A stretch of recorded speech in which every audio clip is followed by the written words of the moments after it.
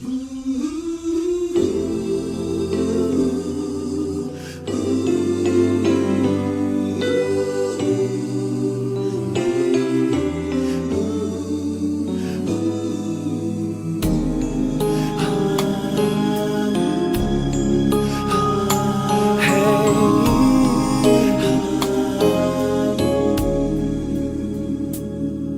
me, Lord, lead me by the hand and help me face the rising sun.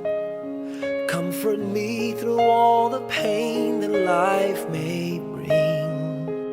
There's no other hope that I can lean upon. Lead me, Lord, lead me all my life. Walk by me across the lonely roads that I may face. Take my arms and let your hand show me the way. Show the way to live inside your heart all my days, all my life. Dakila ka, Panginoon, pinag-aaralan ka namin sa araw na ito. Hayaan po ninyo na habang kami ay nagkatika sa mga pangyayari na mabubuhay pa ang aming pong kapatid. Ikaw po ang patuloy na gumabay at muna sa bawat sa amin that we will always cherish as we listen to this message, everything that had transpired. Nakasama namin ang aming pong ama, aming kapatid.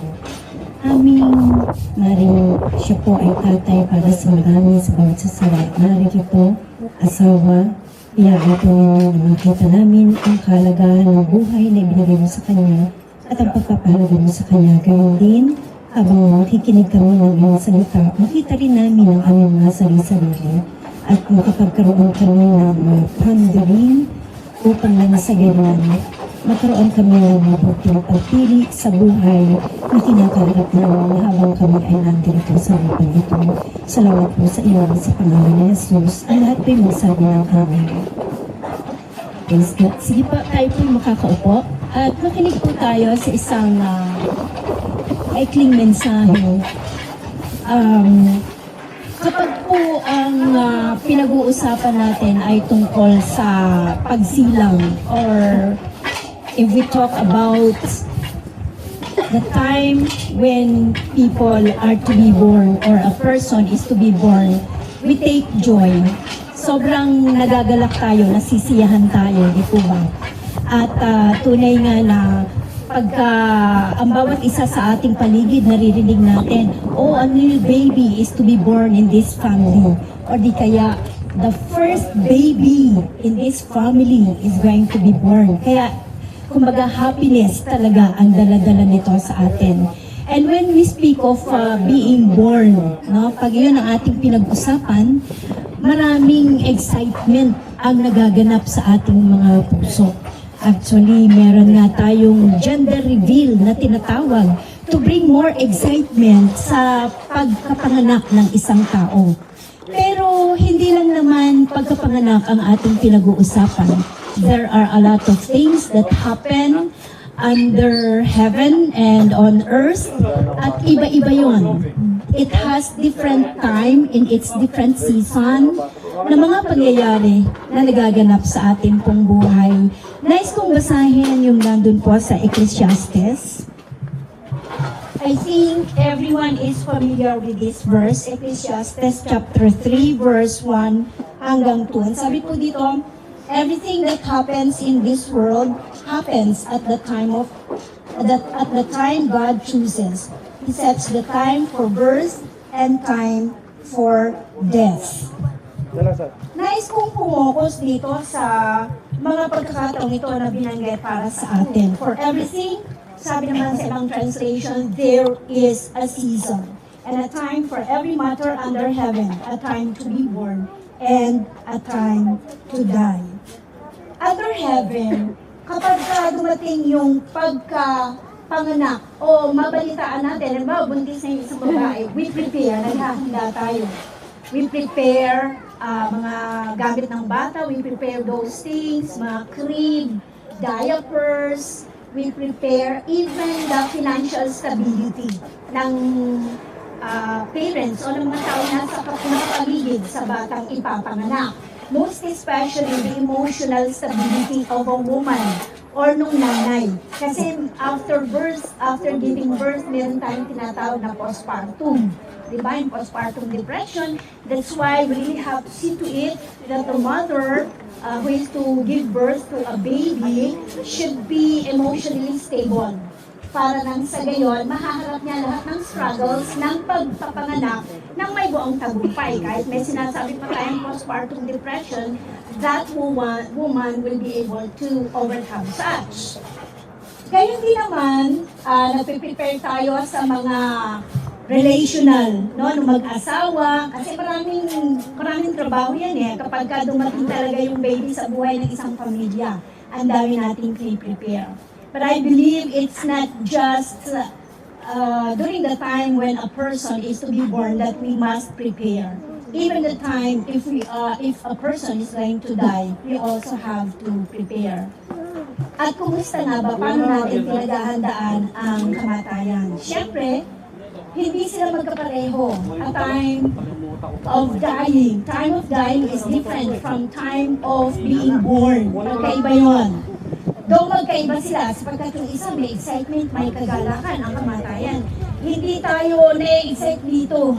Walang nasabi, oh, mamamatay na ako bukas, yay! Walang ganun eh. Actually, we don't plan for it. Maybe sometimes we have things to prepare, katulad yung ginagawa ng marami ngayon. We buy lot, katulad dito. We buy plan, sa pagkuha ng patay, mga purinarya, yung ganyan. But those are just important things that matters when it comes to dying. But when it comes to having a list, yung listahan, yung pagkakaroon ng listahan ng mga exciting activities, we don't do that sa isang mamamatay, di ba? Most possibly, in our journal, we write the things that gave us joy nung nabubuhay pa siya, or nakita natin may sakit na siya, alalahanin ko na pala yung mabuting bagay sa buhay niya. Siguro, pwede, ginagawa natin yung ganung bagay. But really, dying is different from being born. Gayong pa man, kahit magkaiba sila, pareho din silang dapat paghandaan. Paghandaan ang pagkapanganak, paghandaan ang kamatayan. And how do we prepare for death? Paano tayo maghahanda sa pagdating ng kamatayan? Lalo-lalo na if death is death is a sudden thing for sometimes. Kung meron nagkakasakit, parang sabi ng doktor, eto na lang yung taling sa kanya. At least we are having such kind of idea na, pagdating ng ganitong prepare na tayo kasi sabi ng doktor, eto na yung may taling na. But there are also some other times na ang pagkamatay ay biglaan. May mga ganun eh. So, paano ang preparasyon na gagawin natin sa ating buhay? Lalong-lalo na kung ang kinakaharap natin sa buhay na ito ay maraming struggles. Socially, emotionally, financially, spiritually, relational, name it. Sa lahat ng klaseng kaganapan ng ating buhay, bago tayo dumating sa sandaling iyon, paano tayo maghahanda? Teka lang, bakit natin kailangan pag-usapan yan? Sapagkat ang bawat isa sa atin ay tunay na darating sa sandaling iyon. Dahil sabi nga sa binasa natin, there is a time to be born and a time to die. Hindi nga lamang natin alam kung kailan. Because it is God who has the power to give life and take away the life that we have. So hindi natin alam kung kailan yung pinlanong iyon ng Panginoon sa atin. Kung kailan magaganap yon. Mas mahalaga sigurong handa tayo. At bakit nga ba dapat nating paghandaan? Sabi ng Hebrews chapter 9 verse 27, It is appointed for man once to die, and after that, the judgment. Itinalaga sa tao ang mamatay. Pagkatapos yun ay ang paghuhusga. So kung sandaling mamatay ang sinuman sa mga tao sa mundong ito, handa kaya siya nung mamatay siya. It's good. I've heard that si Tatay Rudy, before he died, narinig ko kay Misty, she was sharing na nakausap muna siya ni Jason. Nakausap din ng mga kapatid. Kanina, narinig ko nag-uusap kami na yung mga kapatid went to the hospital and talked to Tatay. Na isang magandang bagay yun. Most especially if there is somebody to lead him in prayer for acceptance, prayer for forgiveness, acceptance, and readiness. Nahaharap siya doon sa nagbigay ng buhay sa kanya. But what if that is not the case? What if it will be a different case? What if it is a sudden death na hindi na tayo makapanalangin, Diyos ko, patawarin mo ako sa aking mga kasalanan?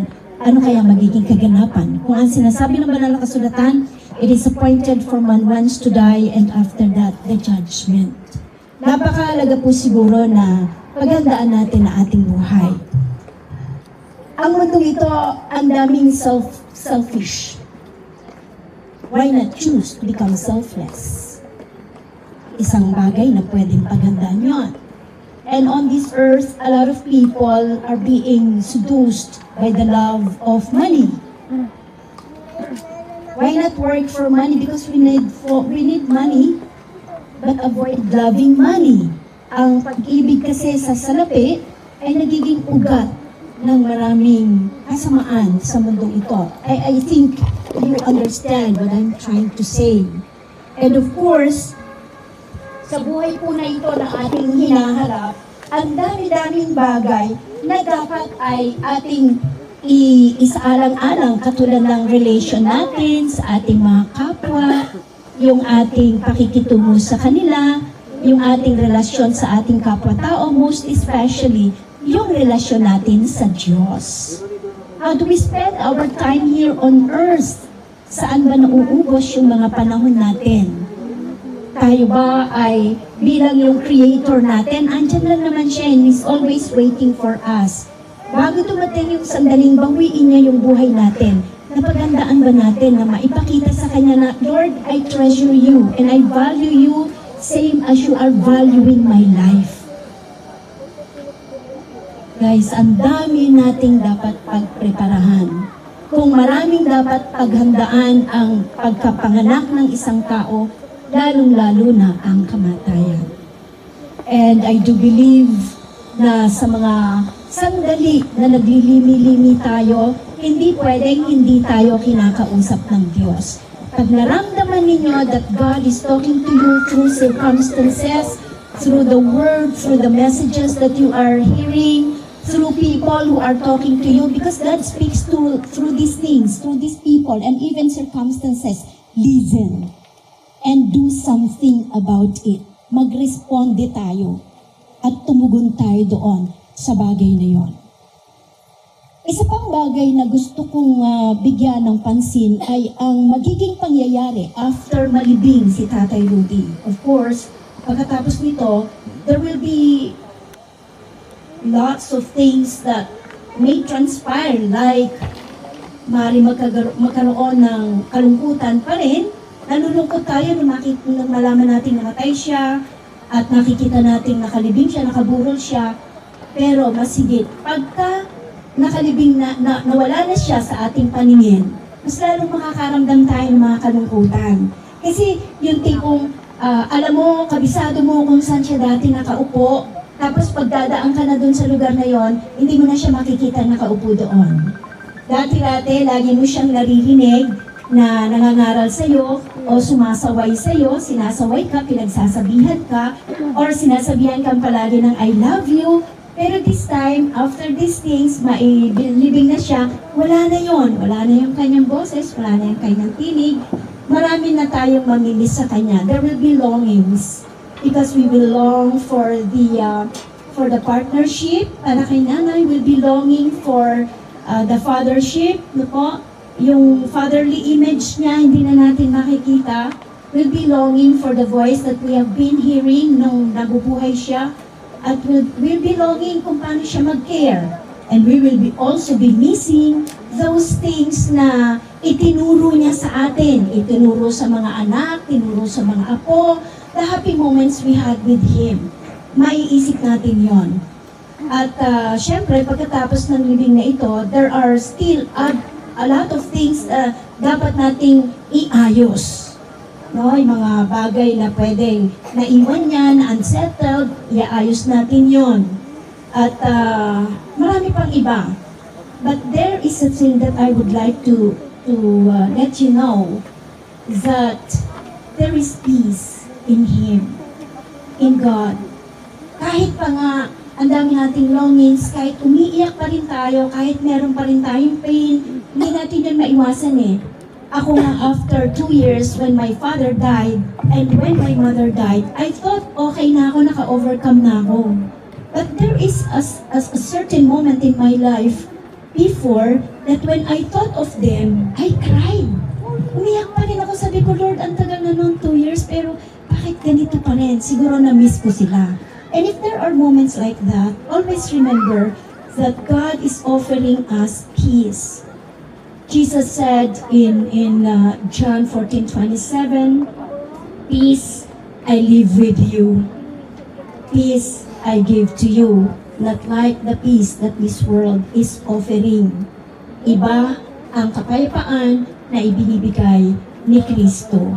At yung peace na yon, akatandaan natin, it's just around. Ang gusto lang ng Diyos, hingin natin yon sa Kanya. For everything that you have heard today, I pray that Tatay Rudy's death will bring us to remembrance that today we have heard a message from God.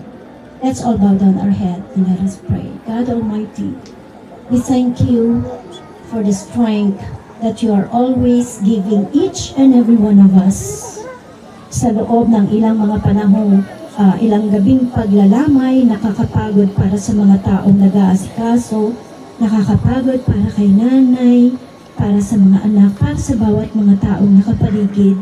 Pero everything had been done out of love. Pero ganun pa man, because physically we are in this body, we need rest. We need you in our lives. Palakasin mo po ang pamilya ni Tatay Rudy na kanyang naiwan, lalo-lalo na kay nanay.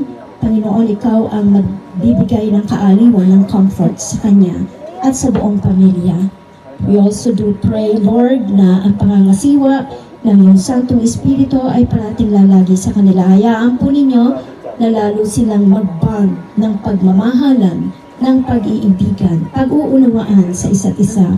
And to everything that has to be settled, everything na kailangan pang asikasuhin, please do guide each and every one of them.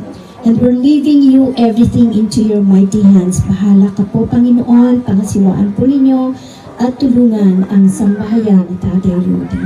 Sa iyo po ang kapurihan at ang karangalan sa pangalan ni Jesus. Amen. Maraming salamat po, Pastora Presi.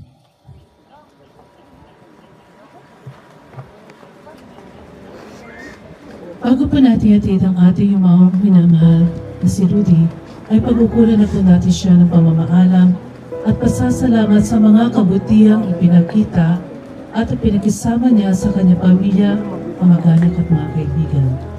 Bilang pagpupugay sa ating mga kapatid, pakinggan po natin ang ilan sa binahagi ng kanyang pamilya kung saan lubusan pa nating makikilala ang mahal nating si Rudy.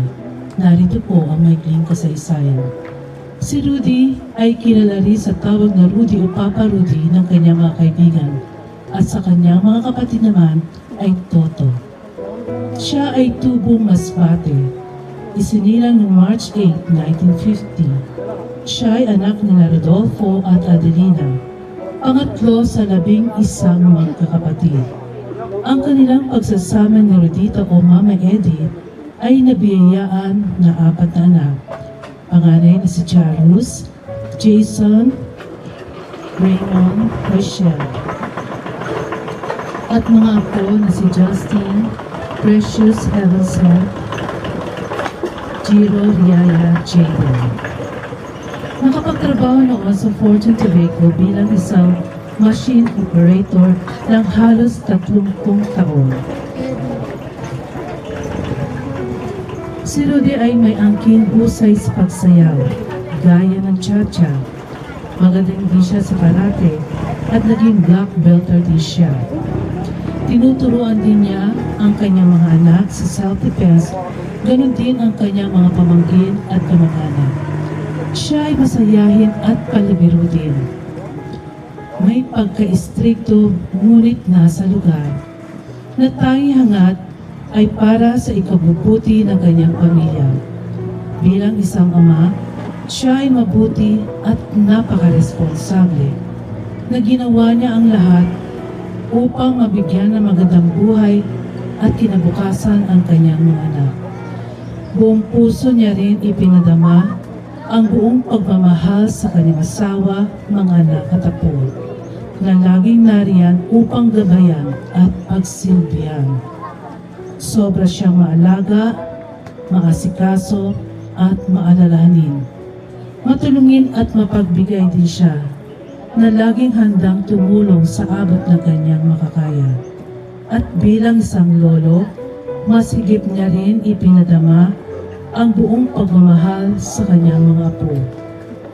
Si Rudy ay palakaibigan din at mahusay makisama, na makikita mo sa kanya ang kahalagahan ng pakikisama at pagmamahal sa kanyang kapwa. Tunay na dakila at kahanga-hanga ang isang tulad ni Papa Rudy, na sa maikling panahon natin siya nakapiling ay sobrang napakalaga sa bawat isa sa atin dahil sa kanyang mga nagawang kabutihan at kagandahang loob. Mahal na mahal ka namin, Papa Rudy. Ang iyong magagandang alaala kailanman hindi namin malilimutan. Dalangin namin na kapiling ka na ng ating dakilang lumikha. Mga kapatid, ilan lamang ito sa binahagi sa atin ng kanyang pamilya. Narinig natin kung gaano siya naging mabuti nung siya'y nabubuhay pa.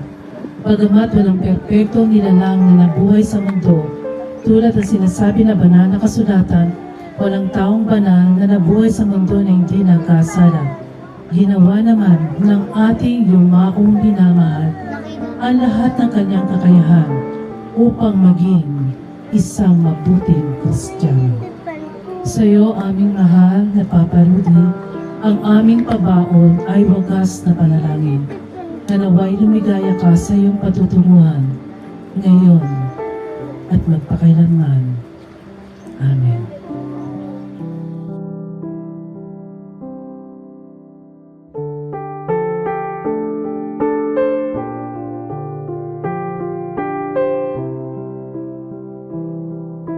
Good afternoon and salamat dahil maraming nagmamahal kay Papa Rudy. No?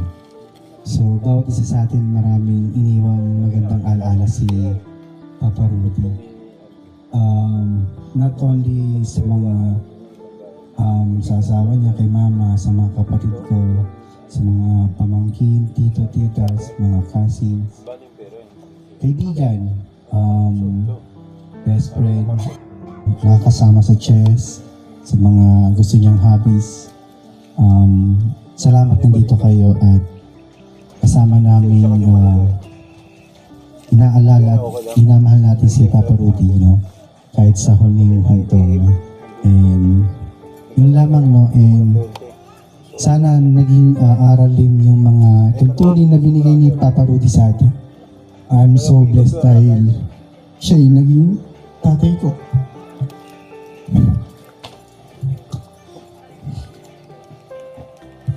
Ang dami ko natutunan sa kanya. Tapos, buti na lang, no, yung bago siya mawala ng hininga, marami akong nasabi sa kanya na nakahingi ako ng forgiveness, kapatawaran dahil ang dami kong pagkukulang kay Papa. Dahil sobrang bait niya, no? Kahit nga yung sabi, naalala ko yung sinabi ni Tito Noli na kahit kaming mga anak, pinapagalitan namin si Papa kahit father namin siya. Pero wala siyang email. Nakikinig siya. Doon ko nakikita yung pagiging humble na father. Kaya gusto kong tularan at i-share sa mga anak namin at sa mga banta. Ayun, nagpapasalamat ako. And hopefully, mahin natin yung mga parents natin habang buhay pa. Kasi di natin alam yung time kung kailan sila kukunin Lord ng ating Creator. Ayun, sobrang thank you so much. And yung bagong mawalan ng tumigil yung paghinga ni Papa. Hindi ako ganun nakaramdam ng lungkot. Kasi nakita ko parang tutulog lang siya. Yun yung mga pangarap natin pag tumanda tayo na hindi tayo mahihirapan. Medyo naiyak lang ako yung tinawagan ko na yung mga kamag-anak ko kasi nag-iyakan na sila. Pero siguro nga sabi ni Pastora, may mga times na may isip mo si Papa na o yung mga mahal niyo sa buhay na namatay, na bigla ka na lang malulungkot. And yun nga, pinag-pray ko na lang na nakasama na ni Papa si Lord na naging way yung naging sa hospital. Kahit pa paano share namin. Sabi nga ng wife ko na kahit na di na nakapagsalita yung isang tao sa hospital, or I mean bedridden na, or malakas pa rin daw yung pandinig. Yun daw yung huling nawawala sa kanila. So it's a good thing na kahit hindi nakapagsalita si Papa, narinig niya yung mga sinasabi namin. Not only but the other relatives, kamag-anak, kaibigan, kapamilya. Ayun. Thank you so much and salamat.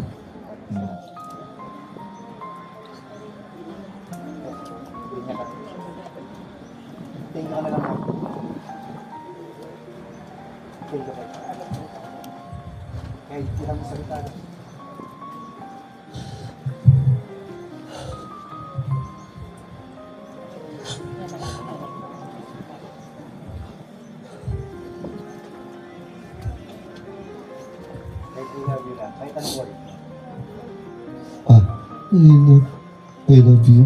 Mahal mo. Hindi ko kaya magsalita talaga. Papa, I love you. Kahit di mo ko nahawakan naman kita. Yan lang po, salamat po sa lahat.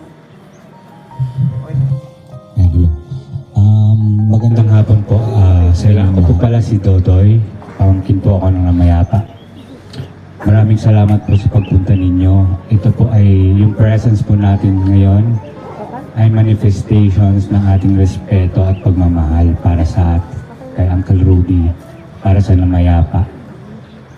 Siguro ngayon isa to sa pinakamalungkot na chapter ng ating buhay, especially sa mga kamag-anak.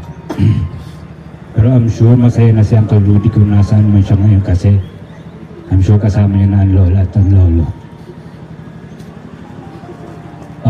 The other night nung sinabihan ako ni Jason na magtotalk ako rito, kinausap ko yung older siblings ko. Especially yung dalawa kong ate kasi konting history lang sa family kasi namin, sa Basulgan family. Batch by batch yung pagtira ng mga pamangkin sa Basulgan residence. So most likely yung mga first batch yung mga nag-i-age range na ngayon ng 50 or at least malapit na mag-senior citizen. And then ako yung mga second batch mga nasa 35 to 45, ganun po. So yung older siblings ko, sila talaga yung kasama ni Uncle Rudy during his prime days. Tinanong ko sila kung anong masasabi nila kay Uncle Rudy. Parang i-summarize ko na lang parang yung to sum up it all. Sobrang thankful nila kasi sobra kong magmahal si Uncle Rudy sa mga pamangkin. Like pag weekend, may extra maliban sa extra baon na binibigay sa kanila sa schools. meron pa daw pa-cope. Sabi ng isa kong ate, wag daw sasabihin. Sinabi daw sa kanya ng Kaludi, wag sasabihin sa bunso nila kay Auntie Nenet na may extra pera binibigay sa kanya kasi baka magselos daw. So ngayon alam na. So ngayon alam na. Ako naman, on my end naman, I have 3 core memories kay Uncle Rudy. Nung nag-start kami noon na magbakasyon dito sa Caricada, sa Santa Cruz, bata pa ako noon. Every time na dadalhin ako ng Uncle Rudy sa Marikina, sobrang saya ko kasi tuwang-tuwa ako sumasakay sa yellow bus. Kung naaalala niyo po sino po yung mga taga Marikina rito, yung yellow bus dati na bubiyahe na parang school bus. Yellow black yung kanyang color, yung mayroong pang nose na bus. Tuwang-tuwa ako pagka sinasama kami ng Uncle Rudy sa Marikina. Pero pag nandito na, gusto ko nang umuwi kasi ayaw ko yung pinapatulog na ako sa hapon. So pagkaalauna na matutulog na. Yun yung unang core memory ko. Yung pangalawa is every time, kanina nga nabanggit na nagtrabaho si Uncle Rudy sa Fortune. So sobrang bata pa lang ako, sobrang exposed na ako sa Philip Morris. Kasi every Christmas, every December, lahat ng mga kapatid niya na taga Masbate na nakabakasyon dito sa Maynila, ang daming uwing kalendaryo ng Fortune. So sobrang bata pa lang kami, sobrang exposed na kami sa mga sigarilyo. Yun yung pangalawa. And then yung pangatlo, actually, ito yung pinaka-core memory ko na parang naging lesson sa akin na every time na magno-November 1, si Uncle Rudy na alala ko na bibisita sa Cavite, bibisitahin yung lola. Kasi lumaki po ako sa lola, ako na po yung tinuring na bunso nila. Parang ako po yung pinaka-ampon nila. So nung namagay yung lola, parang every November 1, ang iniisip ko lagi, si Uncle Rudy nasa Cavite na, nasa Dasma na magkikita kami nito doon sa November 1. So yun nga, every year talaga, parang wala akong maalala na may November 1 na absent si Uncle Rudy sa pagbisita kay Lola or doon sa mother niya sa Cavite. So every time na itong medyo nagkaedad na siya, hindi na kami medyo nakikita tuwing November 1 kasi dahil nga medyo may edad na, hindi na siya sumasabay doon sa influx ng tao sa November 1. So it's either prior pa dun sa November 1 or after siya ng November 1 nagpupunta. So yun yung 3 main core memory ko kay Uncle Rudy. And Uncle Rudy, it's time for you to rest now. Feeling ko na you have done your job here. Sobrang minahal mo lahat ng mga pamangkin mo. Ako, may mga memories pa ako sa'yo kung paano pinakita sa akin yung pagmamahal mo. And common denominator siguro sa amin in behalf of the Bida family, thank you so much sa pinakita mong kabutihan at pagmamahal. You may now rest in peace sa piling ng ating bong may kapal. Yun lang po. Magandang hapon po sa lahat. Ako din po ang isang pamangkin ng namayapa na si Uncle Rudy po. Papasalamat din po ako sa mga nagmamahal kay Uncle Rudy, lalo na sa family namin and sa mga friends ni Uncle na nandito po sa mga kapitbahay. Masasabi ko lang po kay Uncle kasi ako po yung parang pangalawa sa bunso na pamangkin na babae. So, taga Masbate po kasi kami.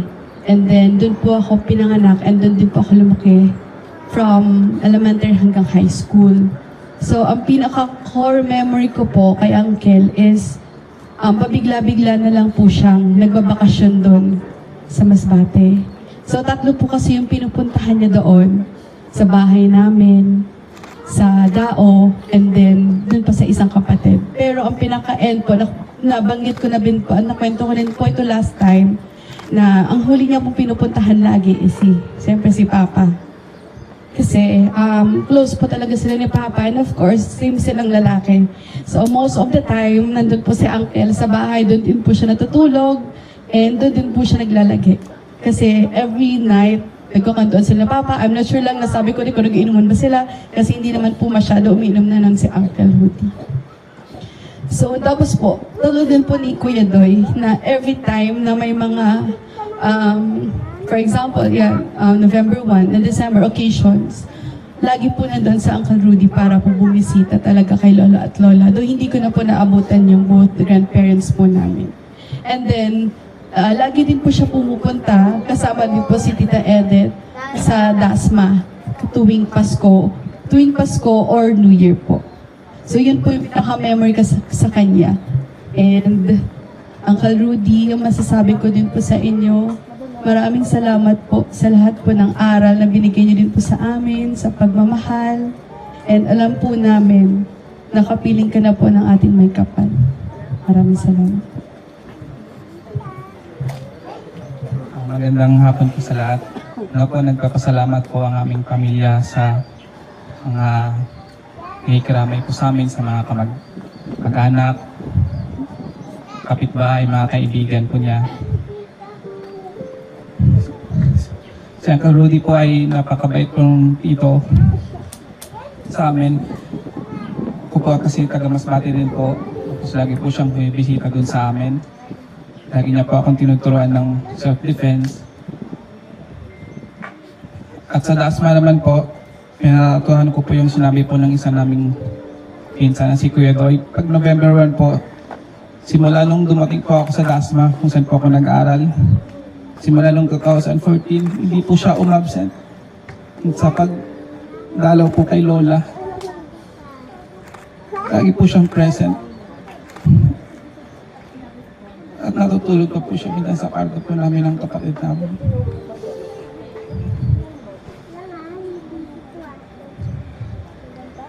Si Uncle Rudy po ay nakapag-bait po na tito. Sobrang bait niya po sa mga pamangkin lahat. Mahal na mahal din niya po yung kanyang mga anak. Lagi niya po sinasabi sa amin. Proud na proud po siya lagi. Ano na po ay sa'yo, Kuya Jason, lagi niya po pinakwento. Engineer na nga po si Kuya Jason. Proud na proud po si Uncle. Col, maraming salamat sa mga pangaral mo sa amin. Thankful ako na naging tito po kita. Alam po namin na ikaw po ay nasa mabuting kalagayan. Alam po, Uncle Rudy.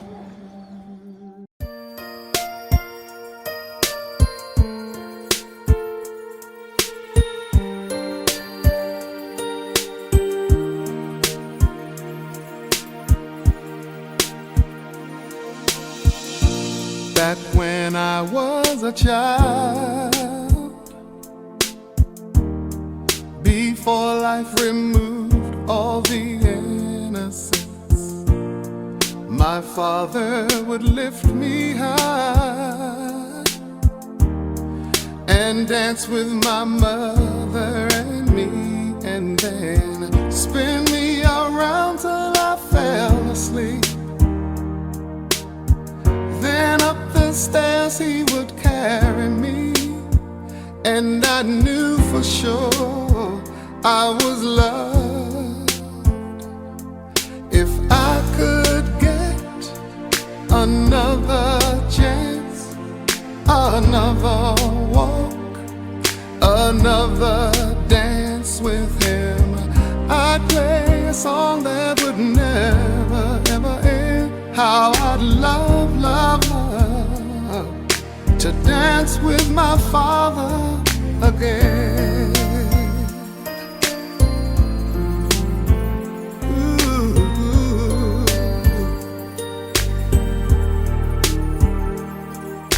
When I and my mother would disagree, to get my way I would run from her to him. He'd make me laugh just to comfort me, yeah, yeah. Then finally make me do just what my mama said. Later that night when I was asleep, he left $1 under my sheet. Never dreamed that he would be gone from me. If I could steal one final glance, one final step, one final dance with him. I'd play a song that would never, ever end. 'Cause I'd love, love, love to dance with my Father again.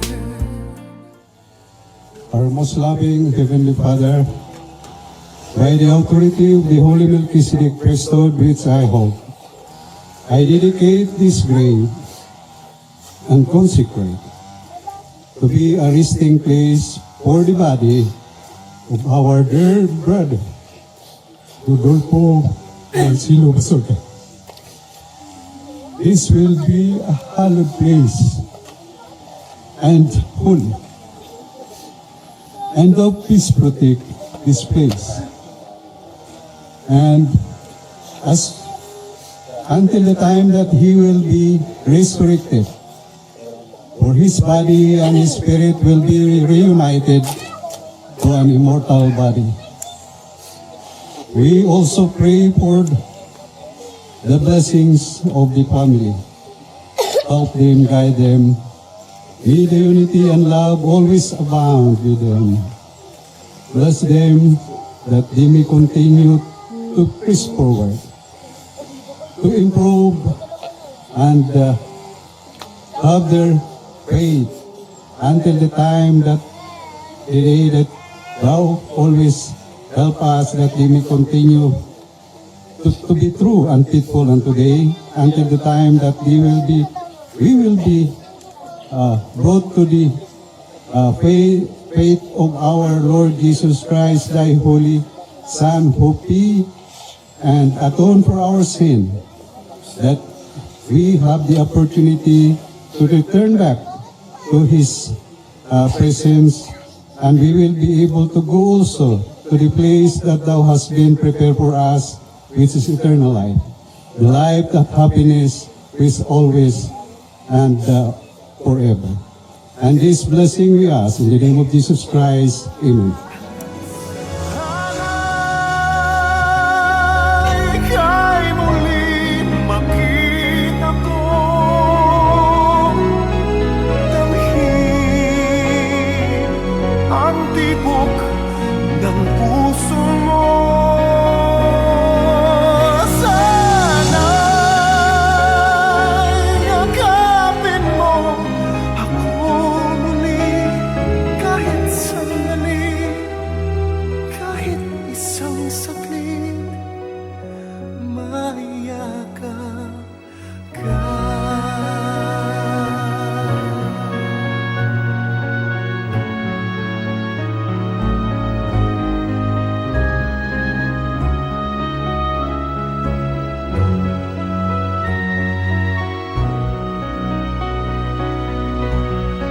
Puso ko'y biglang naulila, iyong iniwanan na nag-iisa.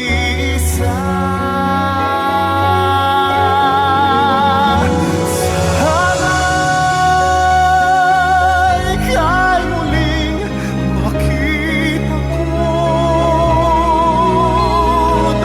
Happy birthday ang tibok Happy birthday, happy birthday, happy birthday. yakapin mo Nakatingin siya. ako muli, Baka dukawin ni baby. kahit isang saglit, maiyakap. Daming wish ni Papa. Inisip niya pa yung number eh.